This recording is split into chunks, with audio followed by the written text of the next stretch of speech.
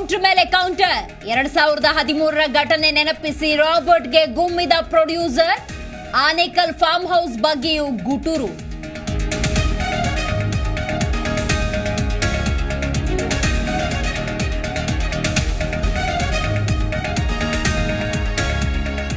ರೇಣುಕಾಸ್ವಾಮಿ ಕುಟುಂಬಕ್ಕೆ ವಿಜೇಂದ್ರ ಸಾಂತ್ವನ. ಯಾವುದೇ ಮುಲಾಜಿಲ್ಲ, ಯಾರನ್ನು ಬಿಡುವುದಿಲ್ಲವೆಂದ ಪರಂ. ತಪ್ಪಿತಸ್ಥರಿಗೆ ಶಿಕ್ಷೆ ಖಾಯಂ ಎಂದ ಕಮಿಷನರ್.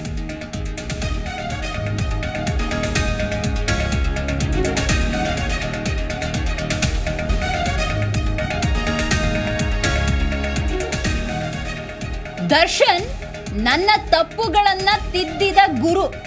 ಏನಿದ್ದರೂ ಪೊಲೀಸ್ ತನಿಖೆಯಿಂದ ಸತ್ಯ ಹೊರಬರಲಿ. ರೇಣುಕಾಗೆ ಶಾಂತಿ ಸಿಗಲೆಂದು ರಚಿತಾ ರಾಮ್ ಪೋಸ್ಟ್.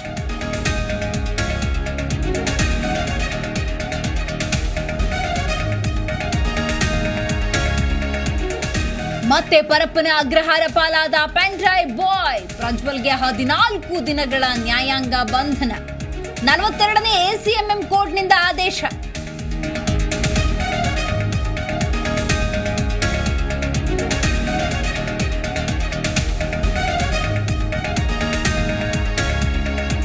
ಇಂಧನ ಬೆಲೆ ಖಂಡಿಸಿ ಜೆಡಿಎಸ್ ಪ್ರೊಟೆಸ್ಟ್. ಜಿಲ್ಲೆಗಳಲ್ಲೂ ಬೈಕ್ಗೆ ಹಾರ ಹಾಕಿ ಕಿಚ್ಚು. ರಾಜ್ಯ ಸರ್ಕಾರದ ವಿರುದ್ಧ ಮುಂದುವರೆದ ಆಕ್ರೋಶ.